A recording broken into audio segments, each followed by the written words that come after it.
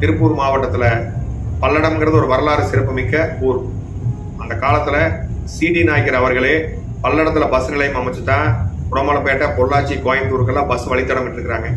இன்னைக்கும் தமிழகத்துக்கு முக்கியமான ஊருக்கெல்லாம் பல்லடம் வழியாகத்தான் பஸ் செல்கிறது. பல்லடம்ங்கிறது சிறு குறு தொழில் நிறைந்த பகுதி. லட்சக்கணக்கான வெளிமாநில தொழிலாளர்கள், வெளிமாற்ற தொழிலாளர் வசிக்கிறாங்க. அப்படிப்பட்ட இந்த பகுதி போக்குவரத்து நெரிசலால ரொம்பவுமே தத்தரிச்சிட்டு இருக்கு. மத்திய மாநில அரசுகள் இதுக்கு சிறப்பு கவனம் செலுத்தி இந்த போக்குவரத்து நெரிசலை சரி செய்ய வேண்டும் சொல்லி பல்லடம் பகுதி மக்களுடைய நீண்ட நாள் கோரிக்கையா இருக்கு.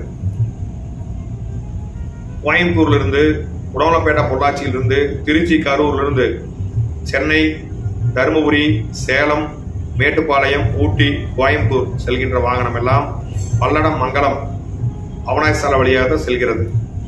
இந்த சாலை விரிவாக்கம் செய்யாதனால போக்குவரத்து நெரிசல் அதிகமா இருக்குது. நம்ம பல்லடம், மங்கலம், அவனாசி சாலையில் எங்காவது செல்லணும், சிறு குறு தொழிலுக்கு பொருள் சப்ளை செய்யணும்னா கூட ஒரு 2 ராணிகள் மின்னுக்கு போயிட்டா கிலோமீட்டர் கணக்கில் பின்னாடியே மெதுவா ஒரு 20-30 செல்ல வேண்டியது இருக்கிறது.